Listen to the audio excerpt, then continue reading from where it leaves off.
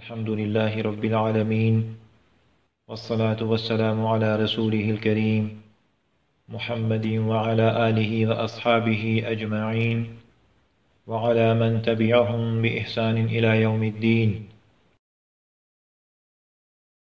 اما بعد، حضرات محترم، یہ ضروریات دین کورس کا سبق نمبر 16 ہے۔ اس کا موضوع ہے اللہ کو کثرت سے یاد کرو۔ یہ اس موضوع کا دوسرا حصہ ہے۔ عن ابی موسیٰ رضی اللہ عنہ قال قال النبی صلی اللہ علیہ وسلم مثل الذی یذکر ربہ والذی لا یذکر ربہ مثل الحی والمیت۔ مطلب یہ کہ جو شخص اللہ کا ذکر کرتا ہے اور جو نہیں کرتا، ان دونوں کی مثال زندہ اور مردے کی ہے، کہ ذکر کرنے والا زندہ ہے اور ذکر نہ کرنے والا مردہ ہے۔ حضرات محترم، زندگی ہر شخص کو پیاری ہے اور مرنے سے ہر آدمی گھبراتا ہے۔ یہاں حضور صلی اللہ علیہ وسلم کا ارشاد ہے کہ جو اللہ کا ذکر نہیں کرتا وہ زندہ بھی مردے ہی کے حکم میں ہے، اس کی زندگی بھی بیکار ہے۔ عن ابی ہریرہ رضی اللہ عنہ عن النبی صلی اللہ علیہ وسلم قال سبعۃ یظلهم اللہ فی ظلہ یوم لا ظل الا ظلہ۔ رسول اللہ صلی اللہ علیہ وسلم کا ارشاد ہے، 7 آدمی ایسے ہیں کہ جنہیں اللہ اپنی رحمت کے سائے میں اس دن جگہ عطا فرمائے گا جس دن اس کے سایہ کے علاوہ کوئی سایہ نہ ہوگا۔ الامام العادل، ایک عادل بادشاہ، وشاب نشأ بعبادت اللہ، دوسرے وہ جوان جو جوانی میں اللہ کی عبادت کرتا ہو، ورجل قلبہ معلق فی المساجد، تیسرے وہ شخص جس کا دل مسجد میں اٹکا ہو، ورجلان تحابا فی اللہ اجتمعا علیہ وتفرقا علیہ، چوتھے وہ 2 شخص جن میں اللہ ہی کے واسطے محبت ہو، اسی پر ان کا اجتماع ہو، اسی پر جدائی ہو۔ ورجل دعته امرأة ذات منصب وجمال فقال انی اخاف اللہ، 5ویں وہ شخص جسے کوئی حسب نسب والی حسین عورت اپنی طرف متوجہ کرے اور وہ کہہ دے کہ مجھے اللہ کا ڈر ہے۔ وَرَجُلٌ تَصَدَّقَ بِصَدَقَةٍ فَأَخْفَاهَا حَتَّى لَا تَعْلَمُ شِمَالُهُ مَا تُنْفِقُ يَمِينُهُ، چھٹے وہ شخص جو نفلی صدقہ ایسے چھپا کر کرے کہ دوسرے ہاتھ کو بھی خبر نہ ہو۔ وَرَجُلٌ ذَكَرَ اللَّهَ خَالِيًا فَفَاضَتْ عَيْنَاهُ، 7ویں وہ شخص جو اللہ کا ذکر تنہائی میں کرے اور آنسو بہنے لگیں۔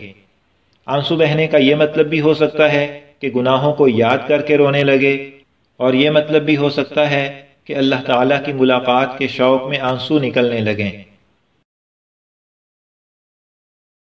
عن ابی الدرداء رضی اللہ عنہ قال قال النبی صلی اللہ علیہ وسلم الا انبئکم بخیر اعمالکم وازکاها عند ملیککم وارفعها فی درجاتکم وخیر لکم من انفاق الذهب والورق وخیر لکم من ان تلقوا عدوکم فتضربوا اعناقهم ویضربوا اعناقکم قالوا بلا قال ذکر اللہ تعالی۔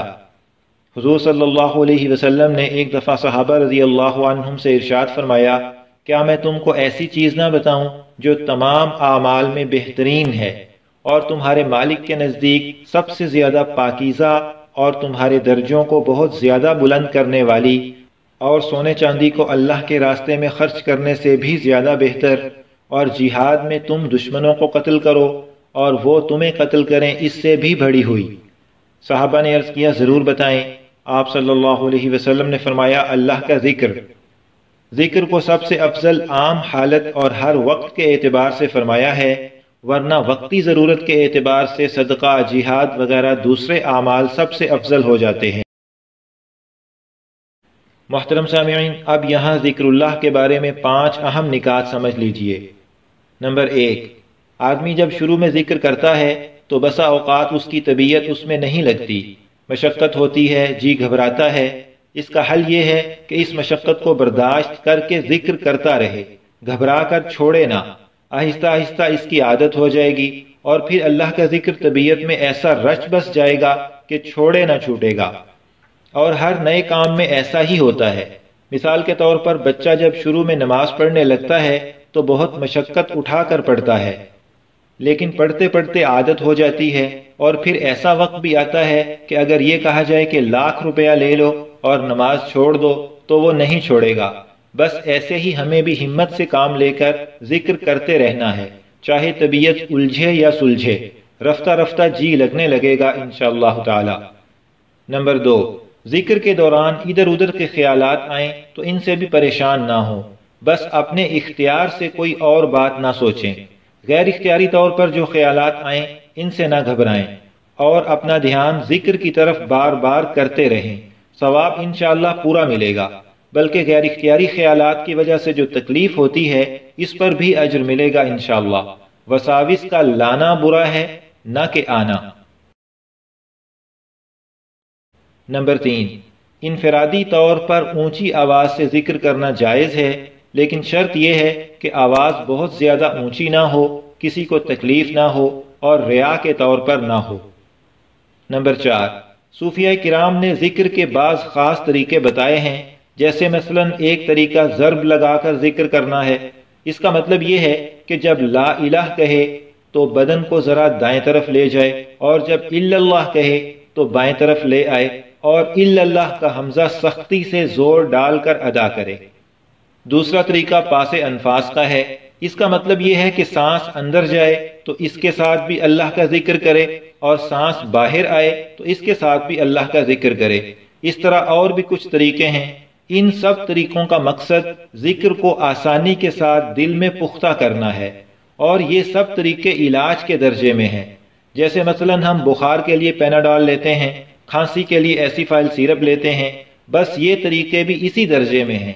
انہیں علاج کے درجے میں رکھ کر کیا جائے تو درست ہیں، اور اگر انہیں بذات خود ثواب کا کام سمجھا جائے یا انہیں سنت سمجھا جائے تو یہ بدعت بن جائیں گے۔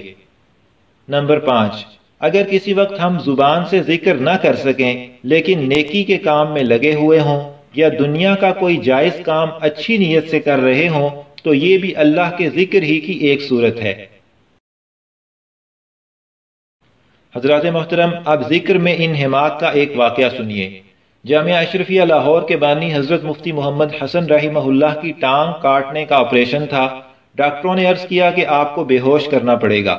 حضرت نے فرمایا ہرگز نہیں، میں اللہ تعالیٰ کی یاد سے غافل نہیں ہونا چاہتا، لہذا جب تم ٹانگ کاٹنے لگو تو اس سے پہلے مجھے بتا دینا، اور جب میں ذکر اللہ میں مشغول ہو جاؤں تو تم اپنا کام شروع کر دینا۔ لاہور کے بڑے بڑے ڈاکٹر سب جمع تھے کہ دیکھیں بغیر بے ہوش کیے کیسے یہ آپریشن ہوگا۔ حضرت کے ذکر اللہ شروع کرتے ہی ڈاکٹروں نے اپنا کام شروع کیا، اور حضرت مفتی صاحب کی ٹانگ کاٹ کر علیحدہ کر دی۔ کچھ دیر بعد حضرت نے ڈاکٹروں سے پوچھا کہ تم لوگ اپنا کام کب شروع کرو گے؟ ڈاکٹروں نے کہا حضرت سب کام ہو چکا ہے۔ اللہ اکبر، بے ہوش ہوئے بغیر ٹانگ کٹوا دی اور پتہ بھی نہیں چلا۔ اسے حضرت کی کرامت کہیے۔ ہمیں تو ذرا مچھر کاٹ جائے تو دیر تک تکلیف ہوتی رہتی ہے۔ گویا حضرت کا حال ان اشعار کی صحیح تصویر تھا۔ فَنِسْيَانُ ذِكْرِ اللَّهِ مَوْتُ قُلُوبِهِمْ وَأَجْسَامُهُمْ قَبْلَ الْقُبُورِ قُبُورُ۔ اللہ کی یاد سے غافل ہو جانا ان کے دلوں کی موت ہے، اور ان کے جسم قبروں سے پہلے قبریں ہیں۔ وَأَرْوَاحُهُمْ فِي وَحْشَةٍ مِّن جُسُومِهِمْ وَلَيْسَ لَهُمْ حَتَّى النُّشُورِ نُشُورُ۔ ان کی روحیں ان کے جسموں سے وحشت میں ہیں، اور ان کے لیے قیامت اور حشر سے پہلے زندگی نہیں۔ سامعین محترم، اب ذکر کے کچھ ایسے الفاظ سنیے جو زبان پر بہت ہلکے ہیں لیکن ان کا ثواب بہت زیادہ ہے۔ نمبر 1، حضور صلی اللہ علیہ وسلم نے فرمایا تمام اذکار میں افضل لا الہ الا اللہ ہے، اور تمام دعاؤں میں افضل الحمدللہ ہے۔ لا الہ الا اللہ کا افضل ہونا تو ظاہر ہے، اور الحمدللہ کو سب سے افضل دعا اس لحاظ سے فرمایا ہے کہ الحمدللہ میں اللہ تعالیٰ کی بہترین تعریف ہے، اور بادشاہ کی تعریف کا مقصد سوال ہی ہوتا ہے، اور دعا بھی سوال کرنے اور مانگنے ہی کو کہتے ہیں۔ نمبر 2، حضور صلی اللہ علیہ وسلم نے ارشاد فرمایا ایک دفعہ سبحان اللہ والحمدللہ ولا الہ الا اللہ واللہ اکبر کہنا مجھے ساری دنیا سے زیادہ پسند ہے۔ نمبر 3، رسول اللہ صلی اللہ علیہ وسلم نے ارشاد فرمایا جو صبح اور شام کو 100 دفعہ سبحان اللہ و بحمدہ پڑھے گا، قیامت کے دن اس سے افضل عمل لے کر کوئی نہیں آئے گا، سوائے اس آدمی کے جس نے یہی کلمہ اتنی دفعہ یا اس سے زیادہ دفعہ کہا ہو۔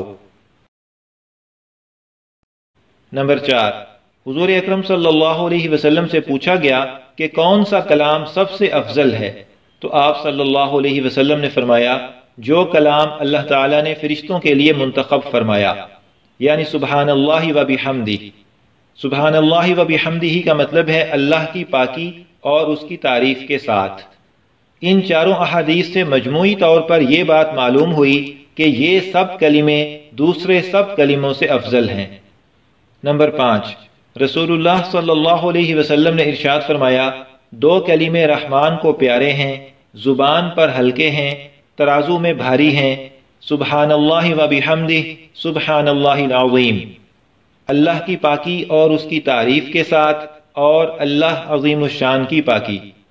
نمبر 6، رسول اللہ صلی اللہ علیہ وسلم کا ارشاد ہے جو شخص 10 بار یہ پڑھے لا الہ الا اللہ وحدہ لا شریک لہ لہ الملک ولہ الحمد وہو علی کل شیء قدیر، تو اسے حضرت اسماعیل علیہ السلام کی اولاد سے 4 غلام آزاد کرنے کا ثواب ملتا ہے۔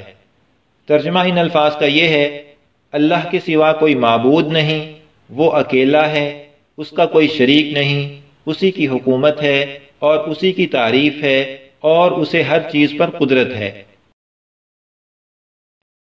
نمبر 7، ام المؤمنین حضرت جویریہ رضی اللہ عنہا فرماتی ہیں کہ نبی اکرم صلی اللہ علیہ وسلم ایک دن فجر کی نماز پڑھنے کے بعد ان کے پاس سے باہر نکلے۔ حضرت جویریہ رضی اللہ عنہا اس وقت اپنی نماز کی جگہ پر بیٹھی کچھ پڑھ رہی تھیں۔ پھر آپ صلی اللہ علیہ وسلم کچھ دیر کے بعد جب چاشت کا وقت ہو چکا تھا واپس تشریف لائے۔ حضرت جویریہ رضی اللہ عنہا اسی طرح بیٹھی اپنے وظیفے میں مشغول تھیں۔ آپ صلی اللہ علیہ وسلم نے ان سے فرمایا میں جب سے تمہارے پاس گیا ہوں تم اس وقت سے برابر اسی حال میں اور اسی طرح پڑھ رہی ہو؟ انہوں نے عرض کیا جی ہاں۔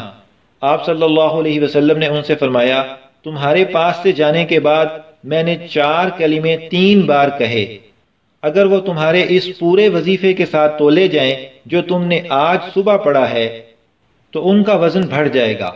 وہ کلمے یہ ہیں سبحان اللہ و بحمدہ عدد خلقہ ورضا نفسہ وزنۃ عرشہ ومداد کلماتہ۔